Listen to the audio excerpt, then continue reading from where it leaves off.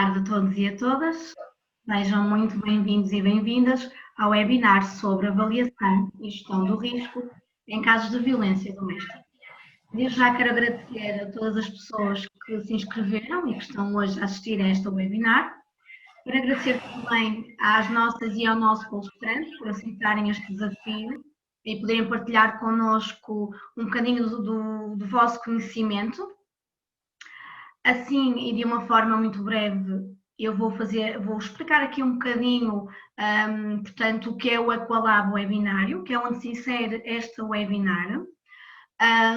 Refiro também que este é o último webinar deste projeto. E basicamente então, o Equalab Webinário faz parte do projeto GIAC, que é o Grupo Interdisciplinar de Apoio à Criança, da Associação Projeto Criar. Ele compreende então, como eu disse, um conjunto de webinars e tem como objetivo principal promover a igualdade de género e combater a violência doméstica e de género através de 6 webconferências. Esta, portanto, é a 6ª webinar que desenvolvemos e a última. Caso ainda não tenham assistido às webinars anteriores, poderão visualizá-las no Facebook da Associação Projeto Criar. Nós temos partilhado todos os links de acesso às webinars. Podem assistir às mesmas e inscrever-se para poder ter, portanto, o certificado de participação.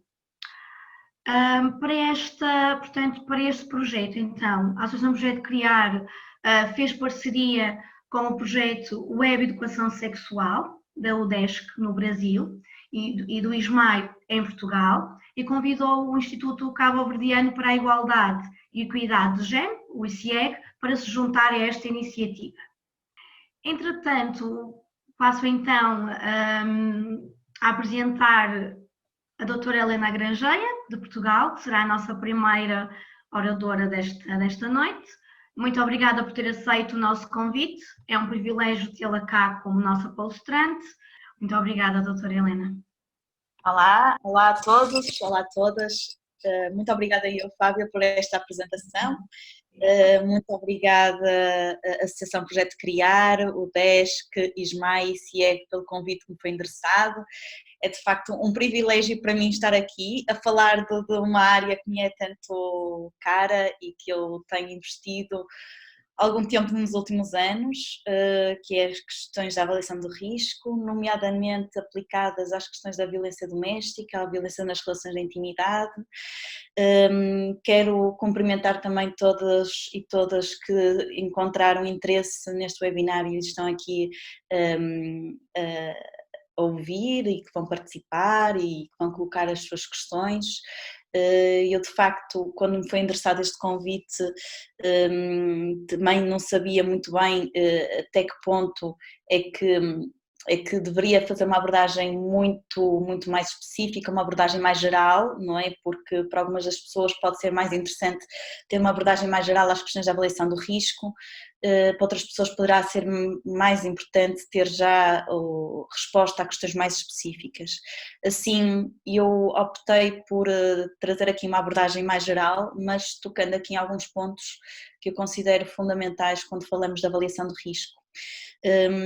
E portanto, basicamente, o que eu pretendo demonstrar, através aqui de uma abordagem, uma perspectiva um bocadinho crítica, que tem a ver mais com a minha experiência e com aquilo que eu tenho vindo a refletir sobre as questões da avaliação de risco, é pensarmos um bocadinho o que é, na verdade, esta avaliação de risco, não é? E quando falamos destes conceitos, não é minha intenção trazer aqui conceitos teóricos, mas pensarmos no tudo o que está em torno desta noção de avaliação de risco, nomeadamente esta incerteza que está associada à avaliação de risco. Falar um bocadinho do para que serve, afinal para que serve esta avaliação de risco, quais as suas finalidades, e isto também, se nós pensarmos nas finalidades da avaliação de risco, percebemos também a responsabilidade deste processo, que é a avaliação de risco.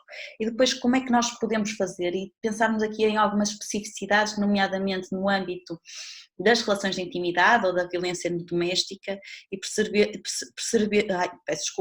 e tentarmos compreender como é que de facto estas especificidades vão contribuir para que a avaliação do risco deva ser específica para estes casos. Portanto, não temos aqui uma abordagem que seja genérica, que sirva para qualquer tipo de crime, para qualquer tipo de ofensa, mas que seja específica, indo ao encontro das necessidades reais das vítimas de violência doméstica. E, portanto, começamos pelo primeiro ponto e dizer que, de facto, quando nós falamos da avaliação de risco, temos esta palavra aqui do risco. E o risco remete-nos, como eu estava a dizer, para aqui para o campo da incerteza. Quase que nos aproximamos, de certa forma, aqui de um campo matemático de previsão do futuro. Quase que, basicamente, o que nos estão a pedir é para nós fazermos um juízo de prognose, ou seja, com a informação recolhida no presente, nós nos pronunciarmos sobre aquilo que poderá acontecer no futuro. E, portanto, as palavras de probabilidade, possibilidade, previsão, são aqui muito centrais naquilo que é a avaliação de risco. E esta mensagem é fundamental, ou seja, nós não podemos ser deterministas, porque nós não vivemos no futuro. Nós estamos com base no presente, nas informações muito factuais que nós conseguimos analisar na atualidade, no dia de hoje, conseguimos tentar projetar-nos no futuro. Mas isto não é fazer previsões à toa. Nós temos que perceber, de facto, que aquilo que estas previsões têm base científica, têm por base a evidência empírica. Okay? O que é que está verdadeiramente em causa? De facto, quando nós falamos da probabilidade de ocorrência, reincidência ou aumento de atos de violência, o que está realmente em causa quando falamos da avaliação de risco é a segurança, a vida das pessoas, a privação da liberdade mais ou menos longa da pessoa ofensora, e é isto que nós temos que ter em consideração. Na verdade, a avaliação de risco é aqui um processo de apoio à tomada de decisão, ou seja, polícias, magistrados, técnicos necessitam destas avaliações para tomarem decisões e que têm então estas tais implicações, como eu estava a dizer, ao nível da segurança pública e dos direitos também da pessoa ofensora. No entanto, nós não nos podemos esquecer que o fim último da avaliação de risco é, de facto, a proteção e segurança das vítimas, a proteção e a segurança da sociedade. A avaliação deve ser intencionalizada e, para tal, nós devemos perceber logo a priori que tipo de risco é que nós estamos a analisar. Se é o risco de violência, de agressão grave, se é a escalada na severidade, na frequência dos atos, se estamos a falar do risco de reincidência, que é o mais comum, não é? Ou estamos a falar de risco de homicídio. E nós sabemos que estes diferentes tipos de risco devem informar ações, ou seja, esta é uma ação que deve estar, é um processo que deve estar sempre orientado para a ação. A avaliação do risco não deve contemplar a avaliação como um fim em si mesmo, ok? Deve ser orientado, como estávamos a dizer, para a ação. A avaliação do risco não deve ter como objetivo prevenir, não deve ter como objetivo prever a violência, mas sim preveni-la. Ou seja, se nós fizermos uma adequada avaliação de risco, não estamos só a tentar prever de uma forma mais acurada de quando é que poderão ocorrer, como é que poderão ocorrer determinados atos, mas vamos conseguir intentar aqui uma intervenção atempada e adequada para fazer face ao risco, para conseguirmos de facto prevenir a ocorrência desses atos. Assim, se nós pensarmos, se nós avaliarmos o risco, isto deve informar, deve ter aqui uma sequência, esta orientação para a ação, ao nível da informação, por exemplo, do plano de segurança das vítimas, das medidas de proteção e de prevenção para a vítima, informar também a intervenção, as formas de atuação com o agressor, ao nível da sua vigilância, da sua monitorização, mas também informar decisões judiciais, ao nível do processo de tomada de decisão relativa à sentença, à libertação, mas também às medidas de coação. Ok? E, portanto, de certa forma, uma boa avaliação de risco ajuda, apoia esta tomada de decisão a diferentes níveis e, portanto, é um instrumento que é fundamental para apoiar a intervenção dos profissionais. Como fazer isto? Temos aqui alguns desafios que decorrem, de facto, desta especificidade que é esta avaliação de risco. Em primeiro lugar, mais uma vez referir este problema de estamos a fazer aqui, temos aqui uma abordagem prognóstica, portanto relativamente ao futuro, nós não estamos no futuro, não queremos ter uma abordagem aqui de leitura de uma bola de cristal, não é isso que queremos fazer e portanto aqui é um exercício em que nós temos que perceber que não deve ser baseado na intuição de um técnico, contudo, nós sabemos que o processo de tomada de decisão é um processo humano, é um processo cognitivo humano, ok? E não devemos negar isso. Mas este processo de tomada de decisão deve ter sempre na base a evidência empírica, deve ter sempre na base a ciência. Nós não podemos estar a confiar unicamente na experiência do técnico. A experiência do técnico é importante sim para analisar o que é o específico daquele caso, ok?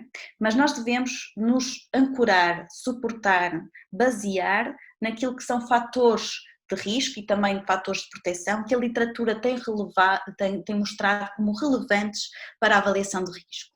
Okay? E portanto, estes são os grandes desafios. Por um lado, esta dicotomia entre o que é a experiência dos técnicos e este exercício baseado na evidência científica. Okay? E depois, esta questão, este é o equilíbrio entre a especificidade de cada um dos casos e esta questão de olharmos para aqueles pontos que são comuns a todos os outros e que nos fazem aqui, que nos dão informação sobre os fatores que são importantes nós termos em consideração na avaliação de risco. O nosso objetivo é de facto maximizar previsões verdadeiras e minimizar as previsões que são falsas, ou seja, errar, não é? Portanto, nós sabemos que os falsos negativos ao nível da avaliação de risco têm implicações para a segurança da sociedade, enquanto que os falsos positivos também são indesejáveis numa perspectiva da liberdade e dos direitos individuais, no sentido em que vamos imaginar que aqui incapacitar, a deter alguém que de facto não iria reincidir e portanto quando nós estamos a errar numa avaliação de risco, estamos a colocar aqui também em causa as liberdades e os direitos individuais. Nós temos uma longa história ao nível da avaliação de risco, do ponto de vista teórico, porque eu penso que do ponto de vista da prática, e agora falando um bocadinho daquilo que acontece no contexto português, penso que nós já avançamos muito, mas ainda confiamos, ainda em determinadas áreas, ainda confiamos muito naquilo que é unicamente a experiência dos técnicos. Em algumas áreas, nomeadamente na proteção de menores, vê-se frequentemente alguma relutância em considerar estes indicadores que aparecem sob forma de instrumentos de avaliação de risco, sobre checklists de risco. Eu, de certa forma, eu compreendo, porque há sempre esta necessidade de olharmos para esta especificidade do que são os casos em concreto. Percebemos que as famílias são todas diferentes umas das outras, todas elas têm necessidades, dificuldades, problemas específicos e que nós devemos atender a estas especificidades. Tudo muito bem. É necessário, contudo, nós complementarmos este olhar mais do julgamento profissional e estruturarmos este nosso olhar profissional com base, então, na evidência empírica. E para isso temos já uma panóplia de instrumentos de avaliação de risco que contemplam não só fatores de risco que nós consideramos que são estáticos, como por exemplo a história criminal, não é? Mas também outros instrumentos, outros fatores de risco que são dinâmicos, que vão sendo alterados. Isto leva também aqui a uma questão que é muito importante, que é o facto da avaliação do risco não poder ser estática, não poder ser definitiva.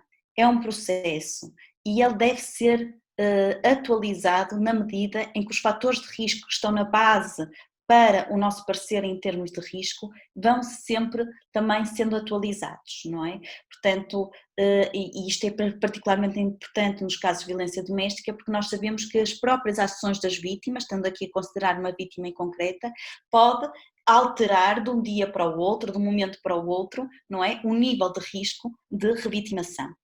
E, portanto, dizer isto, penso que é muito importante. A avaliação de risco não é feita no momento e não deve ser considerada como estando feita e terminou. Portanto, ela deve ser atualizada constantemente. Gostava então de passar um pouco para aqui, para as questões que têm que ver mais com as especificidades da avaliação de risco de violência nas relações de intimidade, algo que também talvez não seja muito específico só desta área, mas que é importante lembrar, é que nestas áreas nunca existe risco nulo, portanto nós nunca podemos dizer, portanto mais uma vez não podemos ser deterministas a dizer que não existe risco, portanto temos aqui diferentes patamares, podemos ter aqui um parecer de um risco baixo, moderado, elevado, não é? E portanto haver estes níveis de agravação do risco e não dizer que não existe risco ou existe risco, ou seja, a tomada de decisão não é com base num parecer dicotómico da existência ou não existência de risco, é com base aqui numa gradação dos níveis de risco. Depois dizer também que nos casos de violência doméstica existe uma elevada reincidência. E esta reincidência é, ao contrário de muitos outros crimes, é normalmente na mesma vítima, ou seja, temos aqui uma particularidade que faz com que este processo de avaliação de risco nos casos de violência doméstica seja diferente ou tenha aqui uma especificidade diferente de outros crimes. Portanto, o foco da preocupação da avaliação de risco em casos de violência doméstica é normalmente numa vítima em particular. Okay? O que torna prioritário a sua proteção e a sua segurança. Okay? E, portanto, temos que considerar também as ações proativas ou preventivas, não é? Interpostas pela vítima, para considerarmos como é que elas podem, de alguma forma, alterar, influenciar o nível de risco, de revitimação, de reincidência para a pessoa ofensora. Okay? Uma outra especificidade é que nós conhecendo, sabendo quem é a vítima, nós devemos ter em consideração a sua percepção. Ou seja, nos casos de violência doméstica, como estamos a contemplar também o risco de revitimação numa vítima ou em vítimas que nós sabemos, que nós conseguimos identificar, nós devemos chamá-las para nos apoiar no processo de avaliação do risco.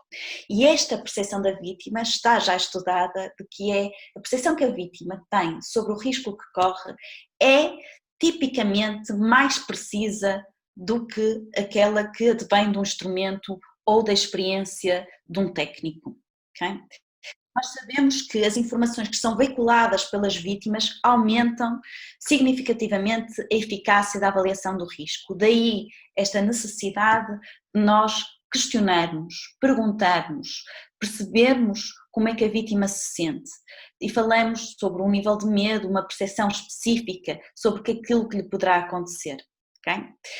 Evidentemente que não podemos descurar aqui a possibilidade das vítimas poderem, por um lado, minimizar, não é? Subestimar o risco ou até sobreavaliar este risco. Okay? Acima de tudo, nós sabemos que, eu penso que a mensagem fundamental é aqui que nós devemos privilegiar a percepção e devemos ter em consideração a voz da vítima na avaliação do risco. Okay? A perspectiva da vítima muitas vezes é muito importante, ou melhor, penso que será sempre importante, porque ela é que sabe, ela é que é perita sobre a sua própria vida, sobre a melhor forma de reduzir ou evitar a violência que normalmente é sujeita, ou que já foi sujeita. Okay? E se nós não valorizarmos as vozes das vítimas, podemos estar a reforçar aqui mecanismos de poder, de submissão, de sujeição destas vítimas. Portanto, o ouvir a voz, ouvir a percepção destas vítimas sobre o risco que correm, não só nos ajuda no processo de avaliação, como é um poderoso instrumento de empoderamento para estas vítimas. Okay? Para além disso, nós, ao sabermos quem é a vítima, temos aqui alguns fatores de risco que são associados à vítima que nós podemos ter em consideração, o que não acontece noutros tipos de crime, não é? Em que nós sabemos que a vítima é difusa, é a sociedade, ou seja, se existir reincidência, pode ser qualquer uma das pessoas. Aqui, como nós temos esta informação de que, à partida, a vítima de reincidência, se existir reincidência, é naquela vítima ou naquele conjunto de vítimas, nós podemos recolher aqui informação que nos é útil para conseguirmos avaliar com mais precisão a probabilidade de reincidência. E, portanto, por exemplo, no caso da violência doméstica, fatores como se a vítima está grávida, se a vítima tem, ou se falamos de um núcleo familiar com crianças muito pequenas, nós sabemos que são fatores de risco acrescidos. Por exemplo, questão de mais que tem que ver com o isolamento da própria vítima, sabemos também que é um fator de risco acrescido, mas também algumas ações que a vítima acaba por alguma forma de atuação que é completamente legítima e muitas vezes até recomendada, mas que nós sabemos que pode aumentar o risco. Como, por exemplo, sabemos que o momento da apresentação de queixa-crime ou esta divulgação ou este pedido de divórcio ou a divulgação da intenção de separação da pessoa ofensora pode aumentar também o risco para a vítima. Sabemos que algumas sessões e alguns processos de regulação do exercício das responsabilidades parentais em alguns momentos também podem aumentar o risco de revitimação, assim como os momentos de procura de ajuda.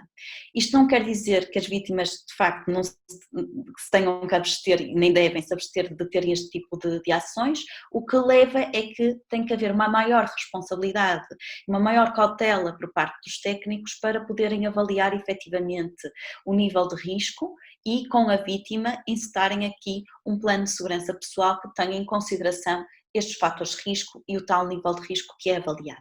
Okay? Referir ainda que ao conhecermos a vítima temos que ter em consideração também aqui alguns fatores de vulnerabilidade acrescida e que podem significar então um risco acrescido. Por exemplo, se falarmos de vítimas de violência doméstica que são vítimas migrantes ou que são pertencentes a comunidades culturais específicas, temos aqui fatores de vulnerabilidade mais específicos que têm de ser tidos em consideração na própria avaliação, mas também na intervenção com estas vítimas. Podemos pensar que de facto vítimas migrantes ou de comunidades culturais mais específicas podem ter aqui maior desconfiança contra as normas, as figuras de autoridade da cultura dominante e portanto podem ter aqui receio de perder o reconhecimento, o apoio, a proteção, não é? Sabemos que muitas vezes também faz parte das estratégias da pessoa agressora exatamente reforçar esta vulnerabilidade, ou por exemplo vamos imaginar uma pessoa que esteja numa situação de imigração ilegal em que pode dizer que vai denunciar o seu caso às autoridades, portanto são pessoas normalmente mais... Minutos para concluir, está bem? Por favor. Portanto, com a ausência da rede familiar por aí fora. Outra situação de vítimas com especial vulnerabilidade, diria eu que pessoas com deficiência, doença mental ou outras situações mais incapacitantes e que de facto, mais uma vez, esta vulnerabilidade vai integrar também estratégias de controle e poder da própria pessoa ofensora, nos casos de violência doméstica, portanto reforça essa situação de vulnerabilidade, vai aproveitar-se dela, aproveita muitas vezes que o facto destas vítimas serem consideradas testemunhas menos credíveis ao nível dos processos judiciais e portanto são pessoas que de facto têm que ter aqui uma especial atenção e sabemos que estão em particular risco. Isso deve ser considerado. Diria eu também no caso das famílias com crianças pequenas, não é? Em que muitas vezes temos as vítimas a fazerem tudo para manterem o bem-estar, a segurança dos seus filhos, das crianças que têm a cargo e, portanto, as ações que vão interpor para proteger muitas vezes estas crianças, pensando no seu bem-estar, podem muitas vezes acabar por aumentar o risco na medida em que podem permanecer numa relação abusiva exatamente porque querem proteger estas crianças ou porque acham que a sua separação ou o facto de saírem destas relações pode de facto fazer com que as crianças também corram elas riscos. Eu sei que já passei um bocadinho da hora, não é? Já me apareceu ali a Fábia, portanto eu despeço-me e daqui a nada estou perfeitamente disponível para responder às vossas questões e ouvir os vossos comentários. Muito obrigada. Obrigada, Helena. Foi só assim um bocadinho. Muito obrigada. Irei passar agora a apresentar, portanto, o nosso próximo palestrante, que é o Dr. Ricardo. Dr. Ricardo, muito obrigada por ter aceito o nosso convite. O Dr. Ricardo vem, portanto, do Brasil, é assistente social do Centro de Referência Especializado de Assistência Social, da Secretaria Municipal do Desenvolvimento Social de Blunamau. É professora adjunta do Departamento de Serviço Social da Universidade Regional de Blunamau. Atua nas áreas de atuação de violência de género, masculinidades, intervenção com autores de violência de género, grupos reflexivos. É facilitador de grupos reflexivos para homens autores de violências contra as mulheres, integrante do Núcleo Interdisciplinar de Estudos e Pesquisas em Saúde, Sexualidades e Relações de Género e de modos de vida, família e relações de género. Dr. Ricardo terá também, como a doutora Helena, cerca de 20 minutos para fazer a sua apresentação. Quando tivermos, portanto, para finalizar, eu aviso. Muito obrigada e pode, quando quiser, iniciar. Boa tarde a todos e a todas. Boa tarde, boa noite, né? Gostaria primeiramente de agradecer pelo convite, né, da Associação Projeto Criar, cumprimentar a professora Marisalva, a Fábia, né, que está conduzindo aí os trabalhos, e as oradoras, a professora Helena, né, e a professora Kátia. Eu vou tentar ser breve, sou bem enrolado para falar, gente, né? Então, vou tentar ser objetivo na fala para tentar contribuir com essa discussão. Assim, antes de eu entrar propriamente na questão da avaliação de gestão de risco, vou falar um pouquinho, né, do meu histórico, para vocês saberem também qual é o meu lugar de fala, né? Eu sou assistente social há mais de 20 anos, trabalho aqui em Blumenau, na prefeitura municipal, como assistente social, com violência contra a mulher, né, e grupos reflexivos desde 2004, né, com homens autores de violência. Tenho uma trajetória acadêmica de mestrado na Sociologia da UFPR e também no Serviço Social da UFSC, né, com mestrado e doutorado, com campo de pesquisa relacionado à questão da violência contra a mulher e o trabalho com os homens, né? E, assim, acredito, né, que pensar num processo de gestão de risco frente ao fenômeno da violência, né, ou das violências contra as mulheres, né, eu vou usar aqui o termo violência contra a mulher, né, que é o que eu tenho mais intimidade, pensar propriamente, né, é necessário pensar propriamente de que violência a gente está falando. Porque é necessário a gente poder pensar nessa perspectiva de entender que as violências, elas são uma construção, um fenômeno, né, e são uma construção histórica, cultural, institucional, simbólica, né, que está encarnado e incorporado nas práticas cotidianas, né, em diversos contextos. Né. Então, pensar no enfrentamento ou na gestão do risco dessas violências deve-se pensar nessa perspectiva. A violência não é algo que dá para se resumir, né, daquela que ocorre apenas os feminicídios ou as denúncias junto à delegacia. A violência é um construto muito maior, a sua raiz está em toda uma construção que, de fato, é quase que, eu diria, assim, subjetiva. Eu não estou aqui também me justificando, né, enquanto sujeito homem, porque também reproduzo violência, né, porque sou fruto dessa sociedade, né, eu sou resultado dessa construção. Então, eu queria chamar a atenção para isso, porque não basta discutir a avaliação de risco na perspectiva de entender o fenômeno da violência, né, com os dados estatísticos do registro de feminicídio. Tá? Também não dá para discutir a avaliação de risco, né, com um olhar somente punitivista. Por quê? Porque é necessário que a gente consiga pensar em instrumentos, né, de processo de trabalho que dê conta, né, de oferecer um espaço onde esse homem, autor de violência, que foi denunciado, possa também refletir sobre as suas masculinidades com potencial, né, para agressividade. E mais que isso, é necessário pensar, tá, como que essas masculinidades são construídas. Né? Ora, moro numa cidade que tem 350 mil habitantes, nenhuma vereadora mulher. 360 mil habitantes. Blumenau é uma cidade de médio porte. Né?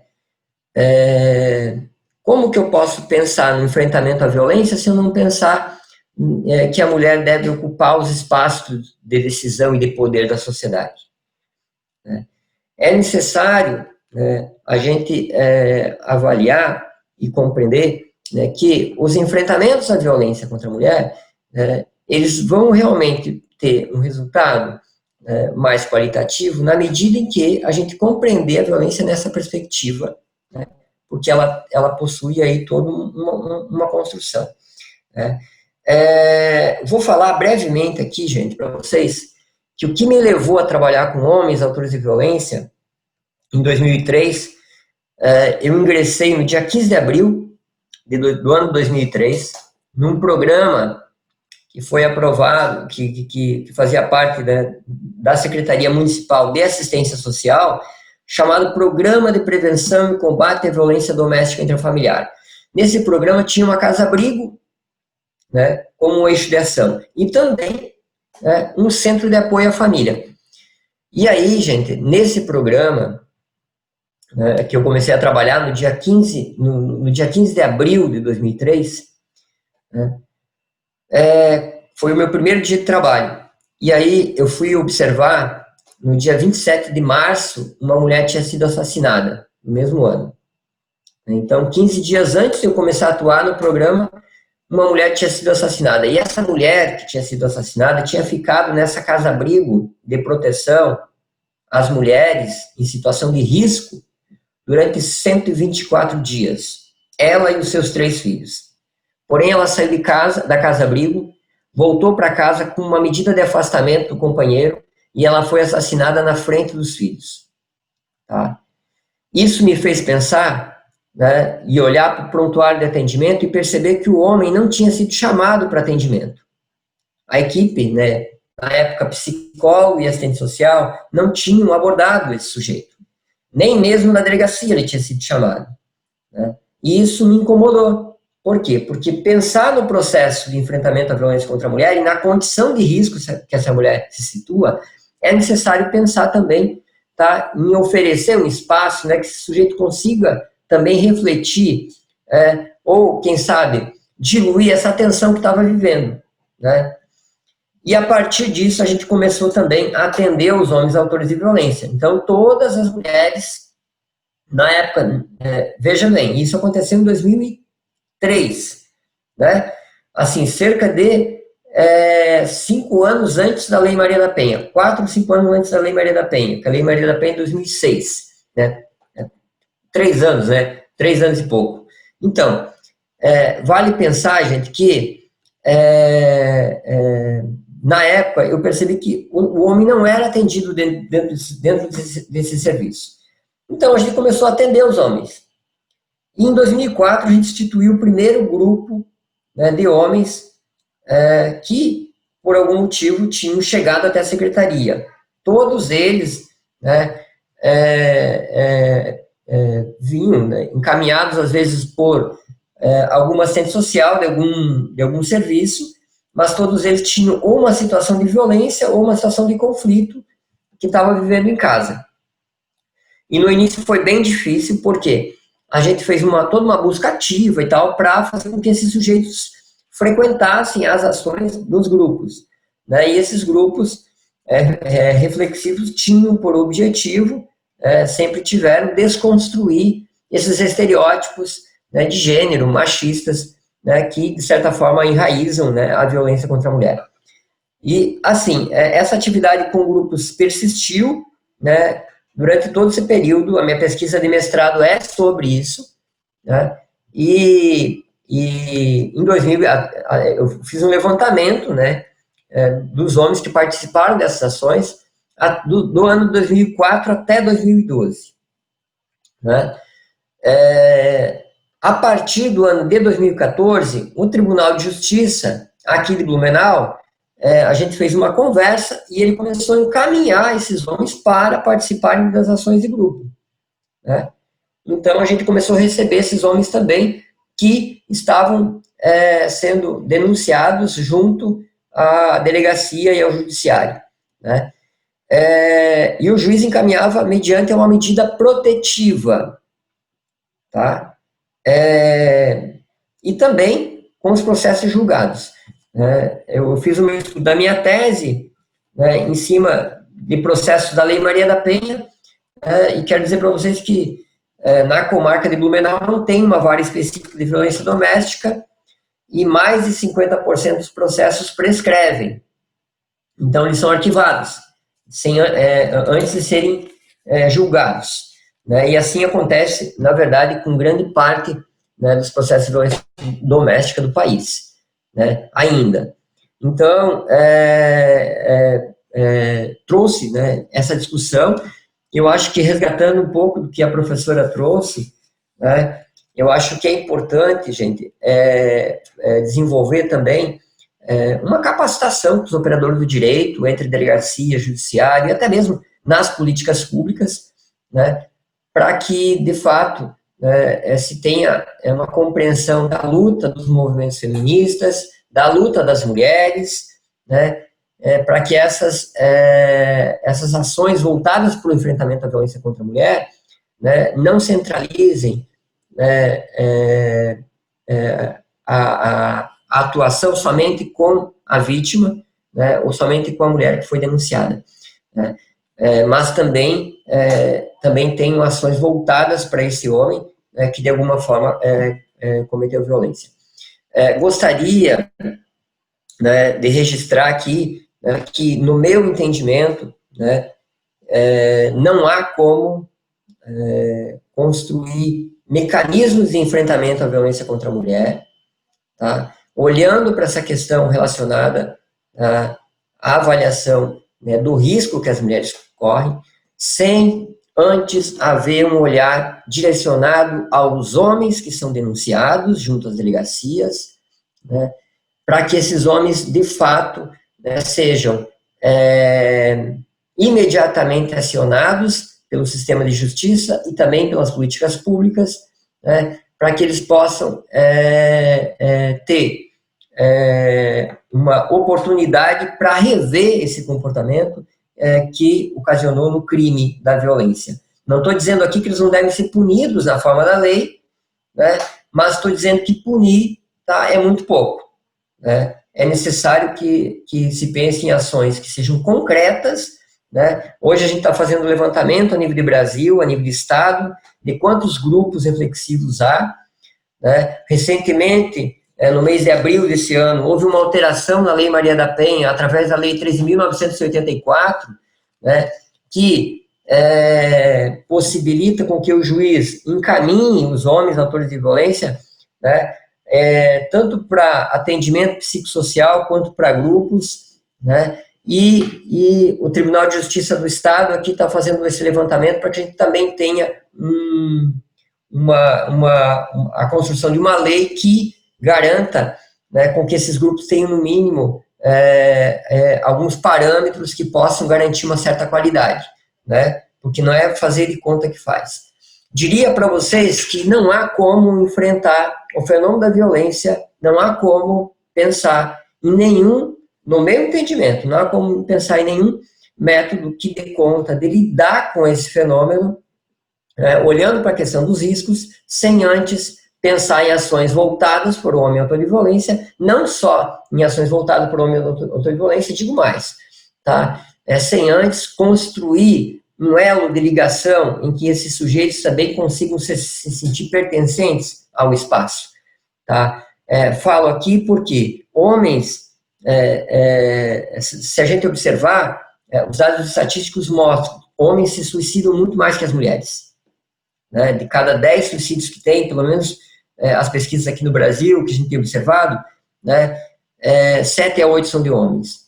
Homens são os que estão encarcerados, né? Mais de 90% são homens que estão dentro das penitenciárias. Homens são os que mais morrem em acidentes de trânsito, né? E também tem uma questão, homens são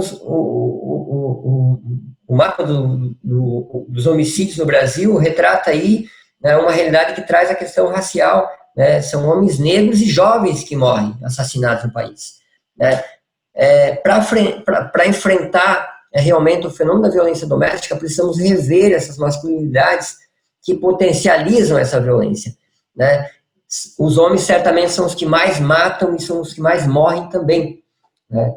É necessário pensar em ações urgentes que potencializem a construção de políticas, né, para que, de fato, esses homens sejam atendidos. Eu digo isso, gente, baseado também na minha própria história, né? Eu perdi o meu nono com 73 anos porque ele tinha uma hérnia na virilha. E ele morreu porque a hérnia estava toda infeccionada. Porque o meu pai percebeu que ele estava mancando, né? E quando o pai levou para o hospital, ele faleceu na sala de cirurgia. Tá? Não morreu por causa da hérnia, né? Ele morreu por não pedir ajuda, por achar que ele pode tudo sozinho, né? Porque os homens ainda carregam em si essa masculinidade hegemônica, né, do superpoder. Então, é necessário discutir os privilégios que os homens têm, né? E que de certa forma, né, de certa forma, impossibilita com que as mulheres consigam ocupar o lugar que é delas, né? Eu nunca vou poder falar para uma mulher, porque eu não sou mulher, né? Então, acredito que a gente tem que buscar construir ações que, de fato, garantam olhar para a violência nessa perspectiva ampla e não na perspectiva do sujeito apenas em si, né? Nessa perspectiva macro, né?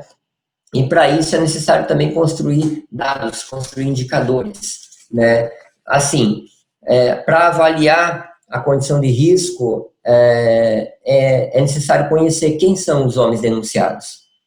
Tá? No Brasil, não há dados, né? O Observatório da Violência ainda está sendo implementado aqui no Estado, né? E ele tem que ser incorporado pelas instituições, delegacia, judiciário, tá?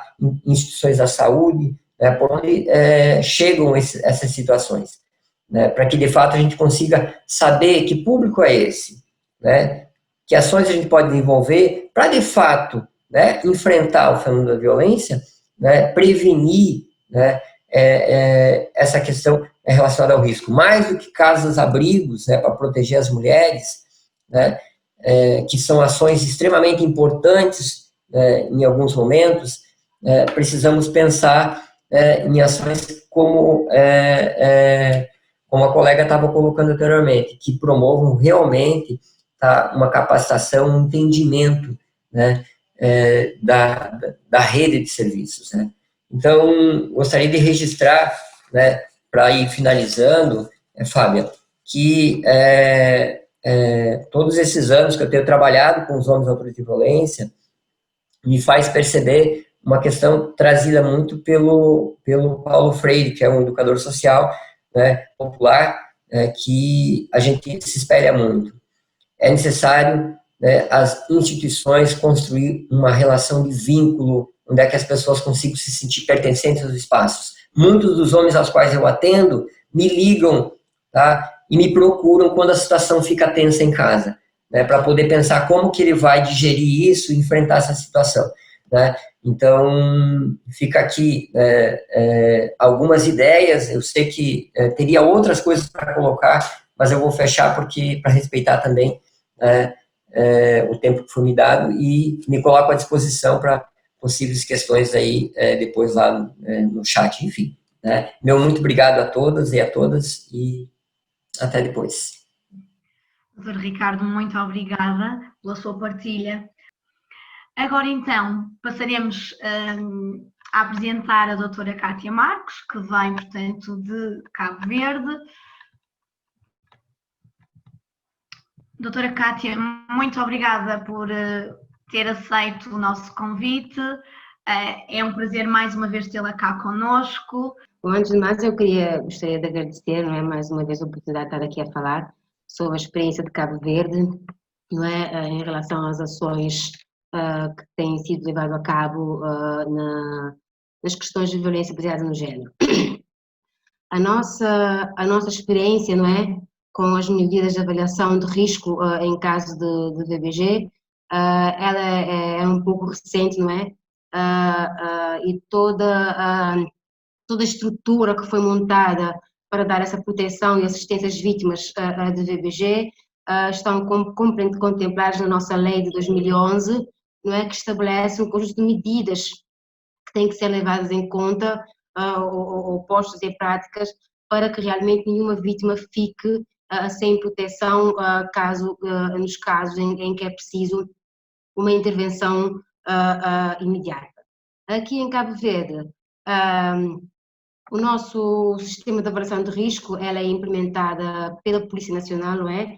O técnico que é responsável pelo atendimento às vítimas de VBG e todas as vítimas, não é, porque aqui em Cabo Verde normalmente a maior porta de entrada das vítimas é a Polícia Nacional. Então nós temos gabinetes em várias esquadras, não é, que faz o atendimento às vítimas de VBG e existe um sistema, né, de sistema integrado de gestão operativo que faz o registro dessas queixas, que tem contemplado um módulo, né, de VBG, onde é possível fazer a avaliação de risco a todas as vítimas que vão à esquadra a prestar, a fazer uma denúncia por causa do VBG.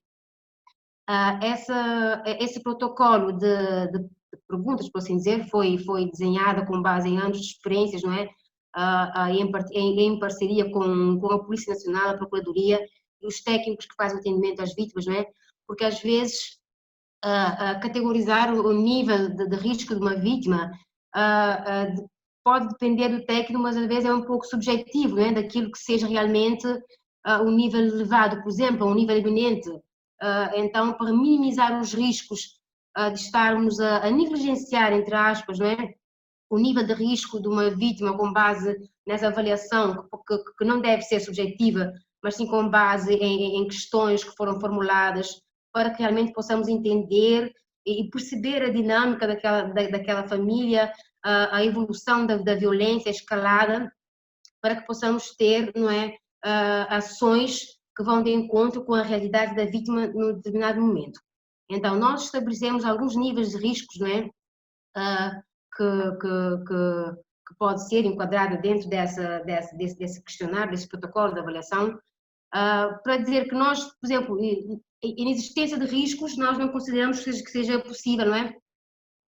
Porque podemos cair no erro de cometer falhas, por exemplo, não, essa vítima não tem nenhum risco, não é? Então não tomamos nenhum tipo de precaução. Então nós temos o risco médio, não é? O risco médio, um dos riscos que é avaliado é o risco médio, não é?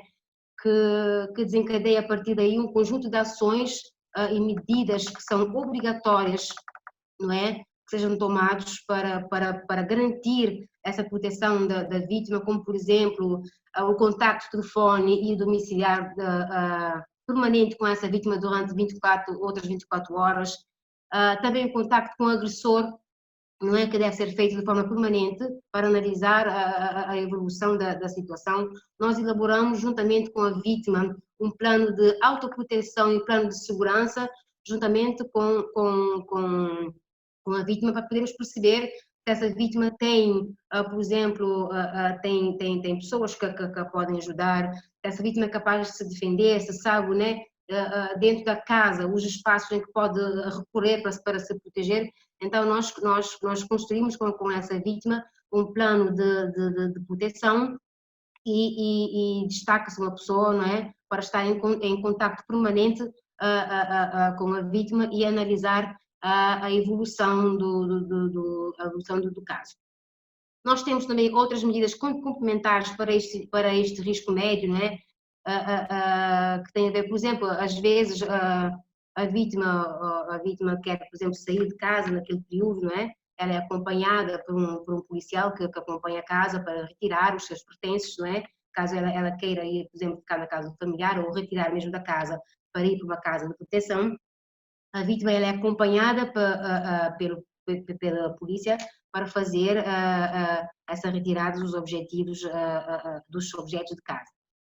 Nós temos um outro nível, que é o risco alto, né? Quando se verifica um risco mesmo alto de que possa acontecer algo mais grave com a vítima se não for tomada nenhuma medida. Nesse caso, até os filhos são envolvidos nesse processo de vigilância, não é? É uma vigilância ocasional, aleatória. Se a vítima ficar no domicílio, nós temos medidas de afastamento, por exemplo, do agressor de casa, mas sabemos que às vezes nisso nem sempre como é que eu digo, nem sempre é o suficiente, não é? Deixar a vítima na casa e obter uma ordem de afastamento do agressor de casa, porque nós sabemos que muitas vezes eles não cumprem essa ordem de afastamento. Então nós temos essa medida, que é o acompanhamento à casa da vítima, não é? E o acompanhamento também dos filhos, porque às vezes já tivemos casos de pais que tiram os filhos da escola para fazer chantagem, por exemplo, com a vítima, né? Para retirar a queixa ou para obter outros benefícios. Então, é possível conjugar essa vigilância tanto à casa, à vítima, como também dos filhos. E nós também temos assim, nesse caso, já nessa fase de identificação do risco, quando for elevado, também nós temos essa opção, se a vítima se sentir mais segura de ser acolhida na casa de proteção, não é? Que também está contemplado na nossa lei. A vítima pode também escolher, não é? Sair de casa e ser acolhida na casa de proteção, da forma como se sentir mais segura. Nós também temos casos de vítimas que mesmo estando em risco muito elevado, mesmo sendo aconselhados pela polícia, pela procuradoria, pelos técnicos a aceitar a proteção, às vezes temos vítimas que se recusam, porque não consideram aquele nível de risco real, porque não acham que alguma coisa possa acontecer, porque não é possível, não é? E nós temos que fazer esse trabalho de sensibilização, né? De trazer exemplos, de falar com a pessoa, de mostrar, não é que é uma ação, né? Necessária e temporária para que possamos, né? Com a vítima em segurança, tomar todas as medidas necessárias para punir o agressor, não é? De acordo com o que prevê a nossa lei de 2011. Nós também temos um outro nível de risco, que é o risco extremo e risco eminente. Nesses casos, a vítima automaticamente ela é retirada da casa. Nesse caso, nós não damos nem a opção da vítima ficar, por exemplo, com um familiar ou a opção da vítima não ir para casa, porque nós temos casos de agressores que ameaçam com arma de fogo, chegam mesmo a agredir de uma forma com muita gravidade, e mesmo assim nós temos esse problema da vítima querer, não é, permanecer, porque não considera, mesmo estando outras vezes no hospital, fazem cirurgias e tudo, mas não consideram que correm o risco de vida se voltarem para casa. Nós temos essas avaliações são feitas de forma periódica, não é? Dependendo do nível de risco que for identificada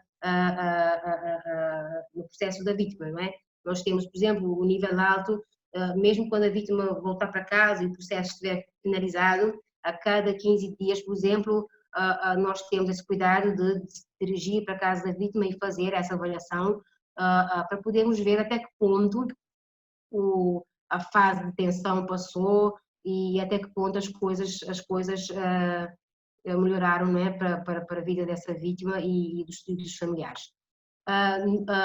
Durante o preenchimento ou a entrevista, por assim dizer, para categorizar o nível de risco em casos de vítimas de violência baseada no género, nós temos alguns pontos, não é? Algumas questões que são questões que, como eu digo, são questões que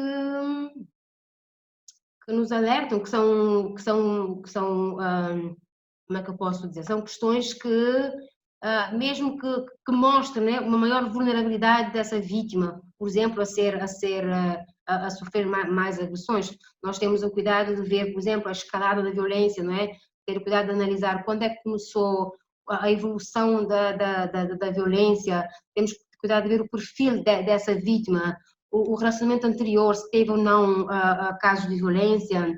Temos o cuidado de analisar o perfil do agressor também, porque nós podemos ter acesso, por exemplo, se ver se esse agressor é recorrente com a mesma vítima ou com outras relações, não é? Se esse agressor é recorrente, a questão da posse da arma de fogo, arma branca, temos também que ter atenção de ver, não é? Quando eu falo da escalada, os níveis de violência, a gravidade da violência, porque consideramos que dependendo da escalada da violência, mesmo que na entrevista com a vítima o risco for mais baixo, nós temos motivo de estar de alerta, não é? Porque não, esse agressor tem um histórico grave, não é? Então é preciso analisar mais a situação da vítima para que possamos tomar medidas que adequem, né, também a cada caso, porque cada caso é um caso, e às vezes nós temos a tendência de estar muito, muito, muito alerta, porque nós temos, existe essa tendência quando fazemos isso há muito tempo de perder alguns detalhes que às vezes pode pôr em risco também a vítima, ou então de não tomar, por exemplo, as medidas que se adequem a cada situação.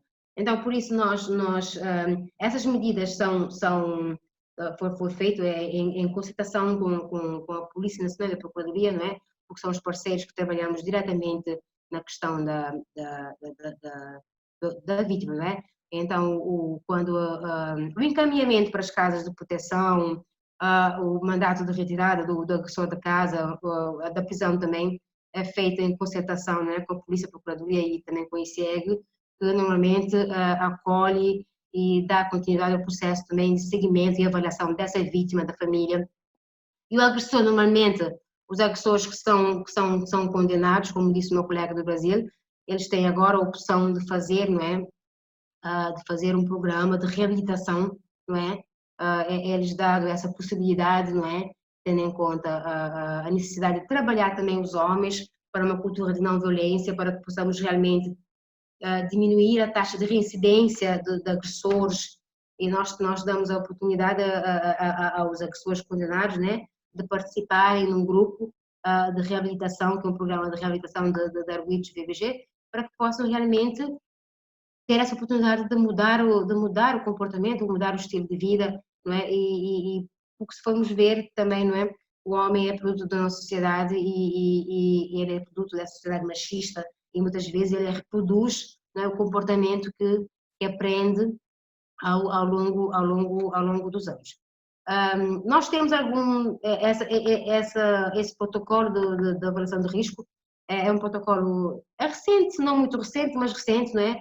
Porque a sua implementação foi paulatinamente. Nós temos algumas dificuldades em termos de estrutura, de números de agentes, não é? Para disponibilizar, por exemplo, a cada vítima ter um agente, por exemplo, que possa fazer esse seguimento e acompanhamento, não é? Como, por exemplo, também quando é dado, por exemplo, a ordem a proibição de permanência do arguido na casa de morada da família, não é? Nós não temos, por exemplo, como, não é? Como realmente e fazer com que essa pessoa cumpra, não é? e temos que colocar, por exemplo, um agente na porta da vítima, né, para estar a vigiar 24 horas. E isso é um bocado complicado porque ainda não temos essa disponibilidade em termos de agentes suficiente para que possamos dar vazão, às vezes, aquilo que se pretende com a proteção das vítimas, não é? E também nós aqui temos um problema, não é? Nós às vezes é difícil, por exemplo, quando temos que controlar ou saber por onde anda o arguido, não é? Nós não temos pulseira eletrónica, por exemplo, quando aplicamos a ordem de distanciamento do agressor, nós não temos como controlar, a não ser que a vítima denuncie, não temos o sistema para controlar se o agressor aproximou ou não da vítima, porque não temos esse sistema de vigilância eletrónica que seria uma mais-valia, não é? Para que possamos também minimizar e antecipar, por exemplo, o contacto do agressor com a vítima. Aqui, normalmente, nós também temos uma outra dificuldade, por exemplo, a ordem de proibição de permanência do arguido em casa de família. Às vezes a vítima e o agressor coabitam no mesmo espaço, não é? E a própria vítima às vezes tem essa dificuldade em aceitar esse afastamento porque o agressor, por exemplo, é o único que trabalha, não é? Não tem outros meios de rendimento e mesmo com essa ordem de afastamento, por exemplo, a vítima deixa o agressor entrar e não comunica à polícia, não é? Então nós não temos ainda forma de controlar esse acesso do agressor à casa depois, por exemplo, de ter uma ordem de não permanência na casa, porque a vítima não comunica, por exemplo, que o agressor foi para casa, simplesmente deixa entrar porque é o único que trabalha, é o sustento da família, então ainda temos problemas, algumas dificuldades como é que eu digo, dificuldades de garantir a 100% o cumprimento, por exemplo, se a vítima não colaborar. Nos casos em que o agressor não é condenado, é somente afastado de casa. Como eu disse no início, ainda estamos no início, não é? Estamos no início dessa aplicação desse sistema. Nós temos uma grande parceria com a Polícia Nacional, que nos tem dado uma grande ajuda na deslocação das vítimas, que tem nos dado uma grande ajuda na proteção também das vítimas e dos filhos das vítimas em risco, e temos feito um trabalho brilhante, e a tendência é melhorar ainda mais, porque nós temos condições para tal, temos instrumentos para tal, temos bases legais para tal, e o caminho é para frente. Ainda estamos no início, mas acredito que estamos num bom caminho, e com certeza que nenhuma vítima ficou desprotegida ou sem resposta, não é? Quando dirige-se à polícia em casos de avaliação de alto risco ou que corre risco de vida. Eu penso que sim. Sim, muito obrigada, Kátia, pela sua partilha. Então aqui a doutora Kátia trouxe-nos um bocadinho, portanto, da realidade de Cabo Verde, explicou-nos aqui como é que neste momento estão a fazer as avaliações de risco, referindo então que, sobretudo, é feita pela Polícia Nacional e que este protocolo, portanto, de avaliação que foi criado em parceria, portanto, com os técnicos, com a Polícia Nacional, para conseguirem, portanto, cada vez estarem mais próximos da realidade do que é avaliar este risco. Partilhou também aqui algumas das dificuldades que vão sentindo, não é? Sabemos que, comparativamente com Portugal, Cabo Verde ainda não tem algumas coisas para proteger as vítimas, como nós, por exemplo, cá já temos, que seriam essenciais, realmente, sobretudo quando há aqui esta medida de afastamento, haver este controle, portanto, de que o agressor não se aproximasse da vítima. No entanto, refere que todos os técnicos e técnicas têm feito o melhor que conseguem, não é, para poder proteger estas vítimas e tentarem que não aconteça nada de mal ou não aconteça o pior, e com fazer um esforço muito grande também. A caminhar é que se vai para a frente, foi assim que disse, e é verdade, há muito caminho ainda a fazer, claro que sim, mas eu acho que para tudo é preciso haver esta vontade, e eu percebo que a doutora Kátia, que está ativamente neste processo, tem muita vontade também de poder contribuir com a sua experiência e isso para poder melhorar cada vez mais este sistema, e acreditamos que se calhar daqui a um tempo as coisas estarão, esperemos nós, noutro patamar, e que hajam aqui outras medidas também para estas vítimas. Referiu também, para eu concluir, pronto, a importância, como também disse o Dr. Ricardo, deste trabalho conjunto, não só com as vítimas, mas também este trabalho de sensibilização que é essencial haver com, portanto, as pessoas que praticam essas violências, sobretudo, portanto, aqui os homens, não é? De forma em que haja aqui, ou seja, quanto mais se conseguir sensibilizar para a problemática, é mais fácil de se tentar prevenir determinadas situações. Doutora Kátia, muito obrigada. Iremos então agora passar a abrir o nosso debate. Já temos algumas questões, no entanto, volto a relembrar que todas as pessoas que quiserem de alguma forma participar neste debate e verem esclarecidas algumas das suas dúvidas, questões, estejam à vontade para partilhar agora no chat. É este, portanto, o momento. E a pedir então para manterem as câmaras ligadas a doutora Kátia, ao doutor Ricardo e a doutora Helena, por favor, para que possamos dar início ao debate. Então, a primeira questão que surge aqui, portanto, será,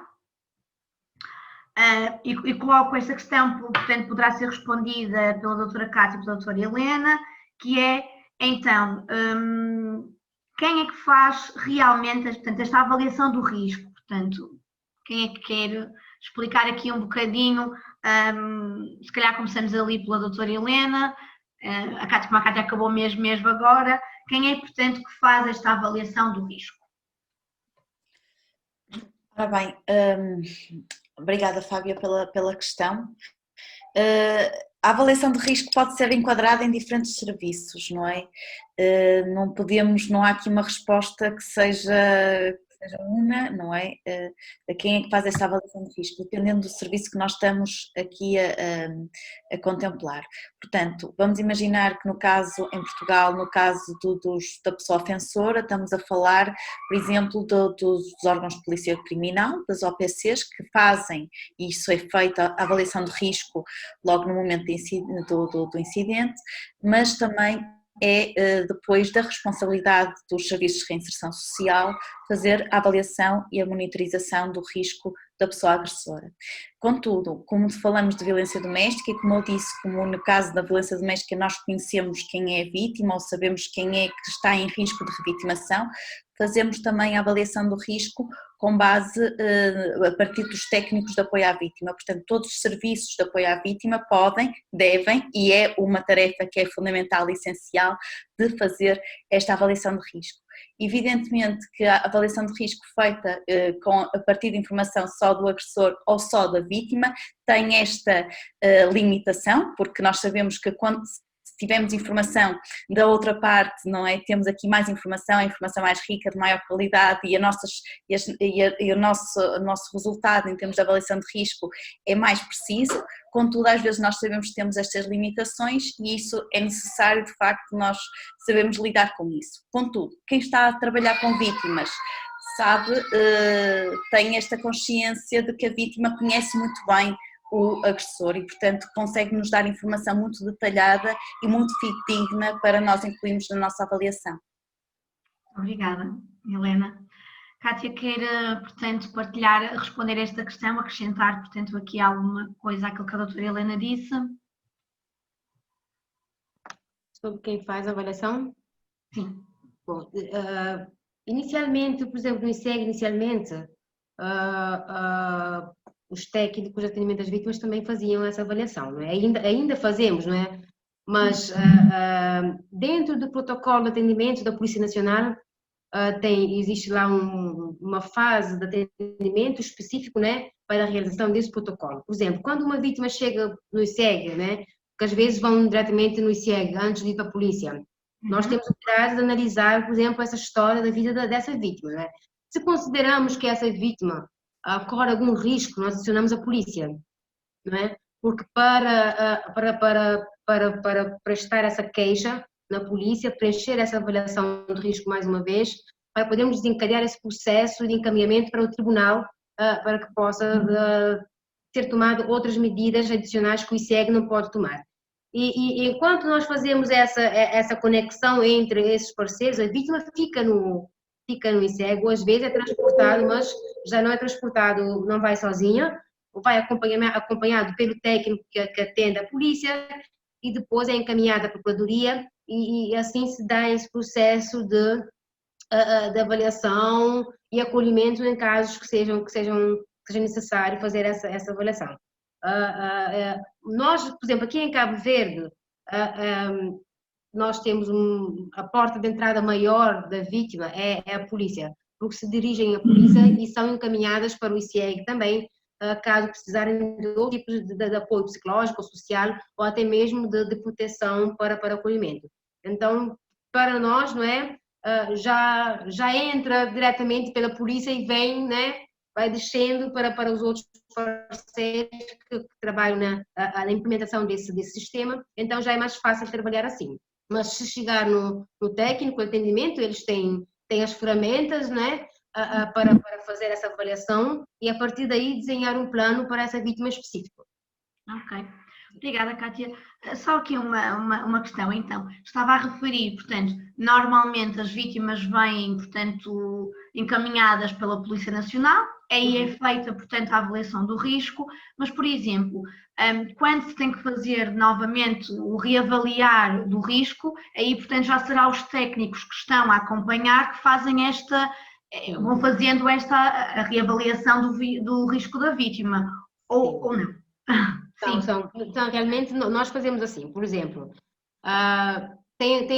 nós, depois do processo terminar, não é, e ter um desfecho policial, nós temos o cuidado de continuar com o atendimento a essa vítima, uma vez por semana, às vezes duas, dependendo da situação em que a vítima se encontra. E o agressor também tem encaminhamentos, não é? Tem encaminhamentos que se fazem a partir da Procuradoria para também trabalhar esse agressor. Porque senão, nós trabalhamos a vítima e o agressor fica sem nenhum cuidado, por assim dizer, não é? Não tem oportunidade de corrigir, de aprender a forma correta, por assim dizer, e nós vamos ter a mesma vítima várias vezes à procura de apoio. Já tivemos mais do que uma vítima do mesmo agressor à procura de apoio. Então, nós temos uma associação que se chama Laço Branco, que costuma trabalhar também com homens agressores, mas também temos o nosso Ministério da Justiça, que é quem implementa o programa de recuperação, que trabalha, não é, com os agressores condenados pelo crime de VBG. Então, nós, os técnicos, é que fazem esse acompanhamento dessa vítima. E caso nós sentimos necessidade, por exemplo, outra vez de envolver a polícia, nós temos essa liberdade, por exemplo, com o comandante, o nosso ponto focal nas esquadras, de fazer de novo esse reencaminhamento para que seja feito outra vez o mesmo processo se for necessário. Okay. Obrigada, doutora Kátia. E já agora... Fábia. É isso, eu perguntava ao doutor. O que é que tem a responder? Eu só queria destacar uma questão, né, que eu tenho conhecimento aqui que a promotoria pública tem um instrumento para fazer avaliação de risco, tá? No entanto, eu compreendo que ela pode sim estar em todos os serviços, como a professora Helena colocou, mas o ideal é que ela esteja centrada, né, a avaliação de risco dentro da delegacia, que é onde chegam as denúncias, né, ou através da polícia mesmo. Por quê? Porque eu investiguei 103 processos na minha tese. Dos 103 processos, apenas 27% os homens autores de violência foram acionados pela delegacia até 20 dias após a denúncia. Veja, estou falando de denúncias de ameaça de morte. Tá? Em que medida a polícia compreende qual é o nível de risco que há, tá? A partir de uma denúncia, acionando o sujeito 20 dias após, né? Ou mais de 20 dias após o registro da denúncia. Né? Então, eu diria que assim, a polícia ter um instrumento que imediatamente após a denúncia compreenda qual é o nível de risco, até para poder tomar uma medida mais drástica, prender, se for o caso, né, para garantir também maior segurança para a mulher. E isso também vai influenciar com que outras mulheres também se sintam mais seguras para ir efetivar a denúncia. Porque muitas mulheres aqui no Brasil não fazem a denúncia, morrem antes de fazer a denúncia. Tá? A gente tem casos de feminicídios, muitos, né, que as mulheres não chegam até a delegacia, né, porque de fato ainda não conseguem se sentir seguras porque a rede ainda é muito frágil. Obrigada. Doutor Ricardo, tenho aqui uma questão também para si, que é, os agressores aderem ao tratamento, portanto, qual é a sua opinião, visto que trabalha, portanto, com os agressores, são de fácil adesão aos tratamentos? Não? O que é que tem a dizer sobre isto? Como é que é esta realidade? Então, a gente não chama aqui centro de reabilitação porque reabilitação a gente aciona a questão da saúde e violência contra a mulher não é uma questão de saúde, é uma questão de cultura, né, como eu estava colocando antes. É uma questão que está incorporada, inclusive, institucionalmente, né? Quando eu falo que a instituição também incorpora a própria violência, porque eu falo da violência numa perspectiva ampla, né? Também a gente não compreende enquanto centro de reabilitação, né? Compreende enquanto um grupo reflexivo que pode possibilitar com que esse sujeito consiga refletir sobre as suas masculinidades que potencializam a violência, toda a questão do machismo, enfim. E para isso a gente desenvolve uma metodologia, né, que é de tratar de temas, né, que, de certa forma, abordam questões relacionadas à Lei Maria da Penha, né, a questão do controle da ira, a questão relacionada, além disso, a relação com os filhos, né, a relação com a ex-companheira, né, e a questão da paternidade, né, são vários temas geradores que a gente desenvolve através de dinâmicas de grupo, né. Olha só, Blumenau, a gente começou o trabalho com os homens autores de violência voluntariamente. Os homens até 2014, todos que participaram das ações com o grupo de homens foi através de forma voluntária. Por quê? Porque se construía uma relação, né, de busca ativa no sentido de fazer com que o sujeito compreendesse que aquele era um lugar onde é que ele poderia se abrir e poder falar sobre si, né, ou sobre o que estava vivendo em casa. Então, para que a gente compreenda que essa ação é uma ação que tem eficácia, tá, só faz no sentido que o sujeito consiga se sentir pertencente ao espaço. Ele não está indo ali porque está cumprindo uma medida judicial. Ele está indo ali porque ele precisa olhar para a vida dele no sentido de poder compreender que as suas ações têm consequências negativas para as outras pessoas e também para ele. E isso, gente, o que a gente tem vivido aqui, né? Muitos dos homens concluem a medida protetiva, que são de 12 sessões, no mínimo, e eles continuam frequentando o grupo, tá? Mesmo depois de ter concluído os encontros. Tem homens que ficam mais de 2 anos no grupo, tá? Porque, assim, isso é um dado avaliativo, né, que, assim, potencializa essa ação, né, e é lógico que esse homem também já está mais desconstruído e a fala dele faz com que os outros também se sintam impactados e consigam se questionar, né, sobre essas masculinidades aí com potencial para agressividade. Né? Eu não sei se eu respondi, mas a grosso modo, a metodologia tem esse objetivo, né, de fazer com que eles consigam também restabelecer uma relação de confiança com o próprio grupo, né, e com os profissionais que estão conduzindo aquela ação. Muito obrigada. No sentido aqui também desta questão que foi colocada ao Dr. Ricardo, há aqui uma também para a doutora Cátia, que diz qual, portanto, a vossa percepção sobre a avaliação da eficácia do programa de reabilitação dos agressores? Qual é a percepção, portanto, que tem sobre a eficácia? Assim, no ano de 2017, se não estiver em erro, foi feita uma avaliação, não é, desse programa de reabilitação dos agressores, não é, e foi feito, né, com em todas as ilhas, não é? Em que nós temos esse programa, que são praticamente todos, não é? Para ver realmente a percepção dos que participaram, não é?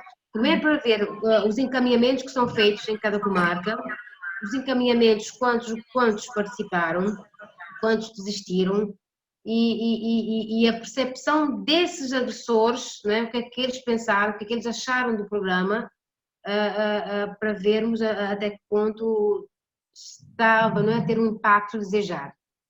E a avaliação é muito positiva, como o moderador Ricardo falou, alguns que participaram, porque o grupo reflexivo, penso que são 18 sessões, não é? 18 sessões que trabalham várias questões temáticas, desde a masculinidade, da paternidade, da questão da relação, da não violência, da questão da desigualdade de género, que são todos pontos que de uma certa forma estão relacionados com a questão da violência. Então, muitos dos que participaram solicitaram uma continuação, não é? Porque queriam continuar a debater outros temas, até sugeriram outros temas, e tem algumas localidades em que formaram grupos próprios dos homens que participaram e continuaram, não é? E continuaram com os grupos e a trabalhar, porque viram realmente alguma mudança em termos da qualidade de vida familiar, depois de começarem a participar nesses grupos. Aqui em Cabo Verde, infelizmente, o grupo ele é obrigatório, porque dá-se a opção, não é? Dependendo da gravidade da violência, dá-se a opção ao agressor ou de cumprir a pena ou de fazer participar nos grupos reflexivos. Mas todos participaram em todos os grupos, gostaram e a avaliação foi positiva e com base nessa avaliação nós estamos a formamos o ano passado mais técnicos para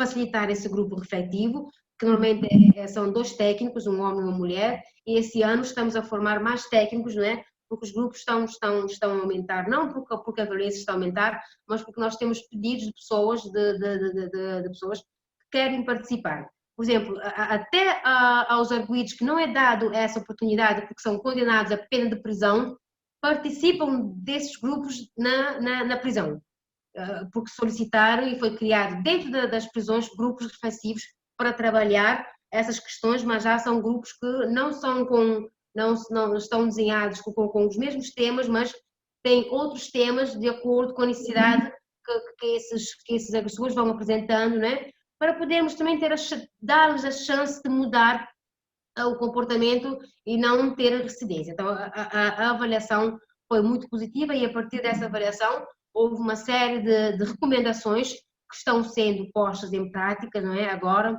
como a questão da formação de mais técnicos para fazer essa facilitação e também criar esses grupos em outras ilhas em que ainda não existiam por falta de técnicos também capacitados para desenvolver ou para facilitar esses grupos, não é? Então, são grupos reflexivos que têm tido impacto. Em alguns grupos também, alguns desses sugeriram, não é? Que fizéssemos grupos reflexivos com as esposas, não é?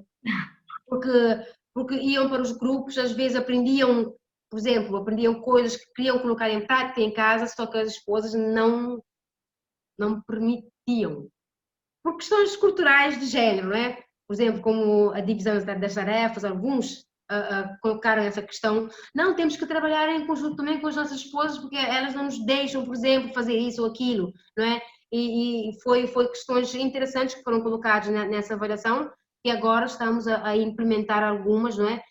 Estamos, quer dizer, em parceria com o Ministério da Justiça, que é quem implementa esse programa de reinserção em parceria com o ICEC. Obrigada, doutora Cátia. E já agora também, já que vimos um bocadinho aqui da realidade e a opinião do Ricardo e o Brasil, aqui da Cátia, pergunto também, portanto, à Helena, a sua experiência, devido à sua experiência toda que tem nesta área, quer só comentar qual é a sua percepção sobre estes grupos reflexivos, este trabalho, portanto, essencial com os agressores? Em Portugal, o que acha? Como é que acha que isto funciona?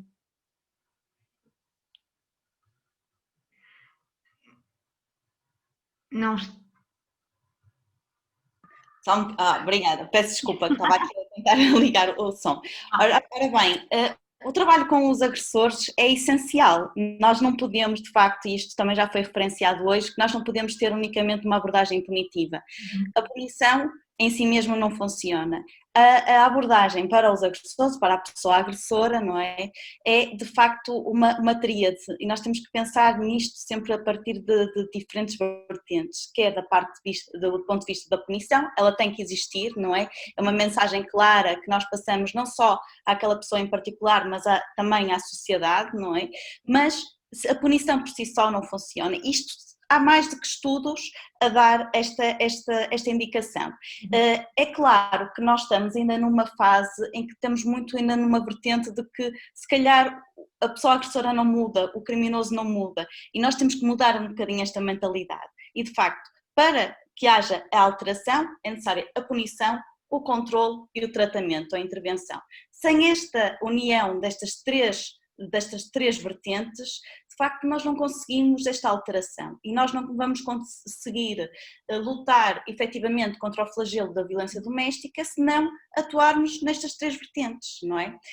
Eu em Portugal também existem programas para agressores, nomeadamente, para além de alguns mais em particular, de alguns programas mais específicos, existe também um programa da reinserção social, está avaliado, também tem eficácia validada, portanto, na própria lei, no crime de violência doméstica, há de facto esta indicação de que o agressor deve ser acompanhado e deve haver uma intervenção específica, tendo em conta a sua especificidade, as suas necessidades, não é? Porque nós sabemos que isso é fundamental para que não exista a reincidência e, como também já foi abordada, nós sabemos que a reincidência é altíssima nos casos de violência doméstica, portanto nós não podemos escamotear estes dados e temos de facto unir esforços para trabalharmos nestas três vertentes. Eu acho que falta ainda muito a vertente do controle. A vertente do controle é necessário também nós olharmos para elas, e quando nós falamos de avaliação e gestão de risco, é muito neste sentido da monitorização, na questão do controle. E é necessário, mais uma vez, nós tomarmos muito sério o que é isto da gestão do risco. Não só ao nível do tratamento, mas ao nível do controle, desta monitorização. E sabermos que isto tem que ser atualizado a cada passo. Nós temos que ter esta informação a cada passo e temos que ir adaptando as nossas estratégias de intervenção de acordo com os resultados desta avaliação e desta monitorização. Ou seja, todos estes processos, quer da punição, quer da intervenção, quer do controle, devem se informar mutuamente.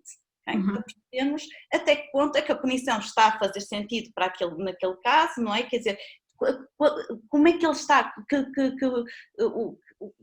como é que está a produzir efeitos para aquela pessoa em particular, ao acompanharmos aquela pessoa e ao monitorizarmos e ao controlarmos também as suas ações. E em Portugal eu penso que nós já estamos a avançar a passos largos para esta atenção dada também ao nível da intervenção com os agressores, mas falta ainda muito para nós fazermos, ainda falta muito, de facto.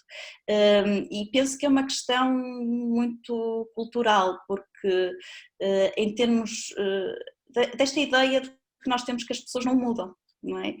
E que não vale a pena, e esta aposta um bocadinho na punição como se fosse salvar, não é, os problemas, e é quase só um penso, quase que nós colocamos ali, capacitamos os agressores durante um tempo ao colocá-los, por exemplo, num estabelecimento prisional ou colocarmos aqui como medidas de segurança de afastamento, mas na verdade nós sabemos que isso não produz efeitos. Produz efeitos durante o tempo em que a pessoa está incapacitada, muitos deles durante esse tempo ainda vão crescer aqui algumas crenças de culpabilização da vítima, de atribuição da responsabilidade ao outro, de desculpabilização, de legitimação das suas próprias ações, distorções cognitivas que vão ficando cada vez mais cristalizadas, do género de eu saber que as outras pessoas é que me estão a tramar, eu não devia estar aqui, eu devia estar a continuar com a minha vida, e portanto isto vai muitas vezes até ser aqui um elemento que vai reforçar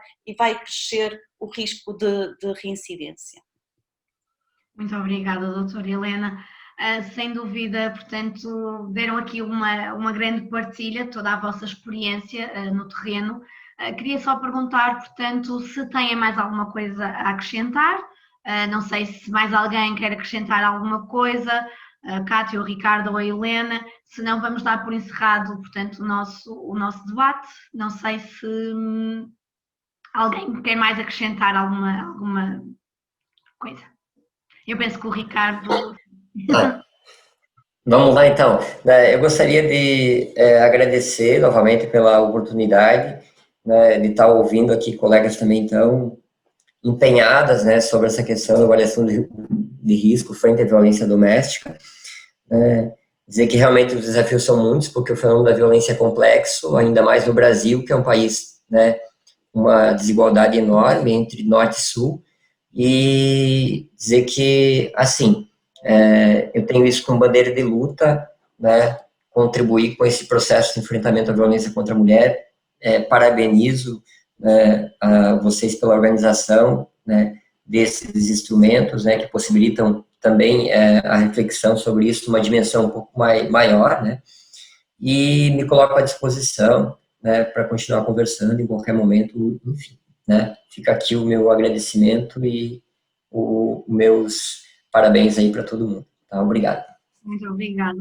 Por isso, agradecemos a todos e a todas todo o contributo que deram ao longo destes meses e pronto, esperemos que realmente em breve consigamos construir novamente estes momentos de partilha.